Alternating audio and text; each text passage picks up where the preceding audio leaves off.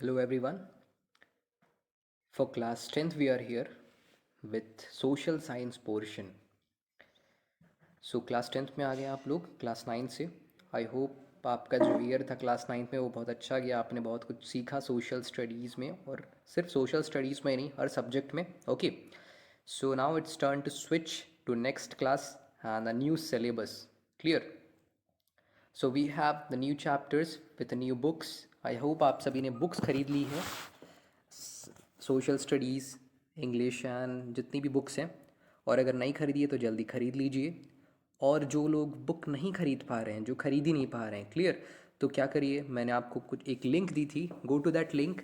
Okay, install that app जो NCERT class 10th app है। Over there you will get all the books you required. Clear? वहाँ पे आपको सारी books जो आपको चाहिए क्लास 10th में वो आपको ऑनलाइन मिल जाएंगी। क्लियर? उन बुक्स को आप डाउनलोड कर सकते हैं और फिर उसको आप ऑफलाइन भी पढ़ सकते हैं। क्लियर? तो I think that would be better for you, so go over there and download that app. चलिए, तो वो रही आप ऐप की बात। आज जो हम स्टार्ट करने वाले हैं, अब जैसे कि लॉकडाउन लगा हुआ है तो स्कूल्स तो ओपन हो नहीं पाएंगी। Clear? So schools are not going to open, so we are going to start our chapter today. देखिए, तो हम अपना चैप्टर स्टार्ट करने वाले हैं। क्लियर? सोशल साइंस में अब कौन सा, जैसे 4 बुक्स लगती हैं, वी हैव 4 बुक्स। कौन कौन सी बुक्स हैं? इकोनॉमिक्स है, आज इंट्रोडक्शन दूँ मैं आपको। क्लियर? इकोनॉमिक्स पहले की तरह, ज्योग्राफी है, हिस्ट्री है एंड पॉलिटिकल साइंस। क्लियर? तो 4 बुक्स हैं आपके पास, और चारों में ऐसे कुछ चैप्टर्स होते हैं, 4 से 5 चैप्टर्स होते हैं। क्लियर? आज जो हम स्टार्ट करने वाले हैं, हम स्टार्ट करेंगे political science. Clear? My favourite subject है, इसीलिए मैं उसी स्टार्ट कर रहा हूँ, political science. Clear? I hope आपको अच्छा लगेगा पॉलिटिकल साइंस। और पॉलिटिकल साइंस में जो चैप्टर नंबर 1 है that is power sharing. Chapter number 1 of political science is power sharing. उसी को हम स्टार्ट करेंगे। क्लियर? और मेरा टारगेट रहेगा कि कम से कम इस अप्रैल मंथ में ये जो चैप्टर है ये पूरा हो जाए। ओके, चलिए, तो अब ज़्यादा टाइम वेस्ट ना करते हुए लेट गेट स्टार्टेड। तो chapter number 1 that is power sharing. Okay, political science chapter number 1 power sharing. तो अच्छा, तो ये पावर शेयरिंग क्या होता है? सबसे पहले तो ये आपके दिमाग में आना चाहिए कि पावर शेयरिंग होता क्या है। ओके, तो क्या होता है पावर शेयरिंग? इसमें लिखा हुआ है क्या? पावर को शेयर करना। देखो, पावर शेयरिंग, शेयरिंग मतलब बांटना। ओके, तो पावर मतलब शक्तियाँ, जब हम शक्तियों को बांटते हैं उसे कहते हैं पावर शेयरिंग।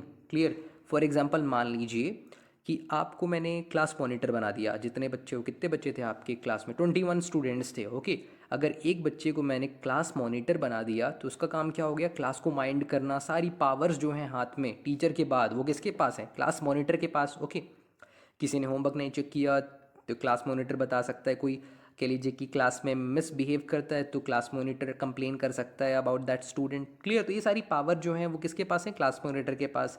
क्लास का ब्लैक बोर्ड जो है वो साफ़ होना चाहिए, क्लास मॉनिटर का कह लीजिए रोल हो गया। क्लियर? कोई ब्लैक बोर्ड को कैसे यूज़ करना है, क्या लिखना है, कैसा लिखना है, कौन सा थॉट लिखते हैं ना अपन, ब्लैक बोर्ड में थॉट्स लिखा करते हैं। आपकी क्लास में तो नहीं लिखते हैं, लेकिन हम लोग जो थे क्लासों में लिखा करते थे जब मैं स्कूल में था। क्लियर? तो ये किसका सारी पावर होगी क्लास के अंदर? क्लास मॉनिटर की। अच्छा, मान लीजिए कि क्लास मॉनिटर अपनी पावर को डिवाइड कर दे। वो किसी अपने फ्रेंड को बोल दे कि देखो, तुम ये जो बोर्ड वाला काम है ना, बोर्ड का काम, ये तुम देख लिया करना। तो बोर्ड की पावर किसके पास चले गई? उसके एक और फ्रेंड के पास। क्लियर? पावर को शेयर कर दिया उसने। पावर को शेयर करना, शेयर तो समझते हैं ना, बांटना। जैसे अपन कुछ खाते हैं, चिप्स खाते हैं तो कहते हैं ना शेयरिंग, मतलब बांटना, कहते हैं ना हैव अ चिप्स। तो यहाँ पे वही कर रहे हैं अपन, पावर को शेयर कर रहे हैं। क्लियर? मान लीजिए कि सेकंड जो एग्जांपल दिया मैंने, मान लीजिए क्या क्या यहाँ पे मान सकते हैं कोई मिसबिहेव करता है। ओके, कोई मिसबिहेव करता है क्लास में, तो आपने एक और स्टूडेंट को उठाया और कहा कि अगर कोई मिसबिहेव करे तो तुम इनके नाम लिखना। क्लियर? तो आपने क्या किया? यहाँ पे मिसबिहेव करने वालों के नाम लिख दिए, पावर को शेयर कर दिया। क्लियर? बात समझ रहे हैं? तो ये छोटा सा एग्जाम्पल बताया मैंने पावर को शेयर करने का। और अब हम इसको बड़ी कॉन्टेक्स्ट में, एक कंट्री के कॉन्टेक्स्ट में हम पढ़ने वाले हैं। क्लियर? तो आई होप आपको इतना तो समझ में आ गया है कि ये चैप्टर होने क्या वाला है, पावर को शेयर करना। ओके, तो यहाँ पे देखिए, यहाँ पे क्या बताया गया कि पहले जो हुआ करता था जब इंडिया इंडिपेंडेंट नहीं था, ये जो पहले का टाइम था, वहाँ पे सारी पावर किसके पास थी? किंग के पास थी ना सारी पावर। सारी पावर किसके पास थी? किंग के पास थी। किंग ही रूल्स बनाता था। किंग ही उन रूल्स को देखता था कि इम्प्लीमेंट हो रहे हैं कि नहीं, और अगर कोई गलती करता था तो किंग ही उन्हें पनिशमेंट देता था। यहाँ पे क्या पता चला हमें कि जो पावर है, पावर मतलब शक्तियाँ, तो पहले के टाइम पे क्या होता था कि किंग ही सारे रूल्स बनाता था। ओके, किंग ही देखता था कि रूल इम्प्लीमेंट हो रहा है कि नहीं हो रहा, और किंग ही अगर कोई रूल नहीं मानता था तो उसे फांसी चढ़ा देना, और न जाने कितनी सजाएं होती थी, आपने सुना होगा स्टोरीज एंड ऑल में। ओके, तो चलिए आगे बढ़ते हैं अपन। तो यहाँ पे पता चला ना अपन को पहले क्या होता था। पहले ऐसा होता था, सारी पावर किसके पास थी? किंग के पास सेंटर्ड थी, उसके पास थी, किसके पास? किंग के पास। तो पहले तो सारी पावर किंग के पास थी, लेकिन अब जो सारी पावर है वो किसके पास है? गवर्नमेंट के पास है। जो गवर्नमेंट ऑफ इंडिया है उसके पास सारी पावर है। ओके, और गवर्नमेंट का हेड कौन होता है? गवर्नमेंट का हेड प्राइम मिनिस्टर होता है हमारे यहाँ पे। क्लियर? अच्छा चलिए, ये तो ठीक है, हमारे पास अभी जो पहले का सिस्टम था वो किंग था, आज का गवर्नमेंट है। लेकिन गवर्नमेंट के पास भी पावर सेंट्रलाइज नहीं है कि नरेंद्र मोदी के पास या प्राइम मिनिस्टर के पास सारी पावर्स हैं। पावर डिवाइडेड है। किसके पास? यहाँ पे क्या बताया गया? पावर डिवाइडेड है। लॉ कोई और बनाता है, उन्हें देखता कोई और है। क्लियर? और अगर कोई गलती करता है तो पनिशमेंट कोई और देता है। क्लियर? यहाँ पे क्या पता चला हमें कि अभी क्या है, सारी पावर किसके पास है? गवर्नमेंट के पास है। और गवर्नमेंट ने अपनी जो पावर्स हैं उनको बांट करके रखा है, शेयर करके रखा है। क्लियर? अब ऐसा नहीं कि सारे जो काम हैं वो हमारे गवर्नमेंट के हेड ही कर लेते हैं। पावर को बांटा हुआ उन्होंने। जो लॉ है वो कोई और बनाता है। क्लियर? जो लॉ को इम्प्लीमेंट करना है, लॉ को देखना है कि सही ढंग से काम कर रहा है कि नहीं कर रहा, वो कोई और करता है। और यहाँ पे क्या बताया गया, अगर कोई लॉ को तोड़ता है उसके लिए पनिशमेंट कोई और देता है। चलिए देखते हैं वो क्या है। देखिए, तो सबसे पहले लॉ बनाने के लिए है लेजिस्लेचर। क्लियर? क्या बताया गया? जो तीन हमने बताया ना, तीन में पावर शेयर कर दिए, तो कौन कौन से हैं? लेजिस्लेचर, एग्जीक्यूटिव और जुडिशरी। और ये मैं आपको क्लास 9th में ही पढ़ा चुका हूँ कि लेजिस्लेचर का काम क्या होता है, एग्जीक्यूटिव का काम क्या होता है, जुडिशरी का काम क्या होता है। तो आज क्या है, जो पावर है वो डिवाइडेड है। क्लियर? आज जो है पावर डिवाइडेड है। ओके, और किसके बीच के बीच में? लेजिस्लेचर के बीच में, एग्जीक्यूटिव के बीच में और जुडिशरी के बीच में। और शायद इसी को ही पावर शेयरिंग कहा जाता है। ये पावर डिवीजन है ना। क्लियर? बात समझ रहे हैं? तो यहाँ पे देखिए क्या बताया गया कि सारी पावर जो है गवर्नमेंट अपने पास नहीं रखता, मतलब गवर्नमेंट का कोई एक पर्सन पावर होल्ड नहीं करता है, पावर शेयर्ड है। ओके, कहाँ कहाँ पे? लेजिस्लेचर के पास पावर शेयर्ड है, एग्जीक्यूटिव के पास और जुडिशरी के पास।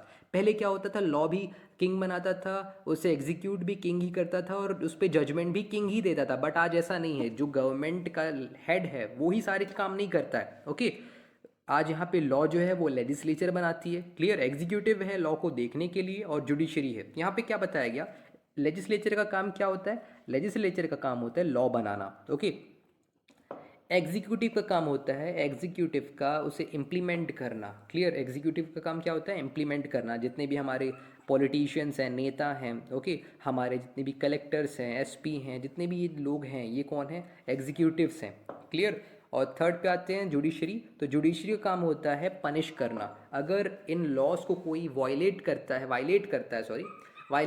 है, उन्हें तोड़ता है, उन लॉज को तोड़ता है, तो judiciary will punish them all. तो यहाँ पे बताया मैंने, क्या क्या बताया कि पहले क्या था, किंग रूल करता था, किंग के पास सारी पावर थी, लेकिन अब ऐसा नहीं है, गवर्नमेंट के पास है। अब गवर्नमेंट के पास है, तो ऐसा नहीं कि गवर्नमेंट के पास सेंट्रलाइज्ड है, पावर शेयर्ड है।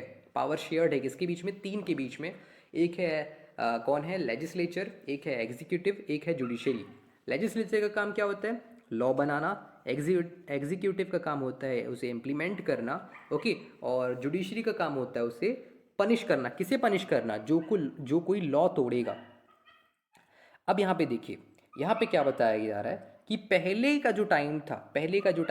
पहले माना जाता था कि पावर जो है वो एक व्यक्ति के पास होनी चाहिए, ज़्यादा बटी नहीं होनी चाहिए पावर। पावर क्या होनी चाहिए? एक व्यक्ति के पास होनी चाहिए। क्लियर? मतलब पावर राजा के पास होनी चाहिए, ऐसा माना जाता था पहले कि पावर जो है वो राजा के पास ही अच्छी लगती है। या फिर कुछ लोग कहते थे कि पावर एक ग्रुप के पास हो। क्या? एक ग्रुप के पास, कि बहुत सारे लोग उसको के लिए चलाएं। क्लियर? एक ग्रुप के तौर पर।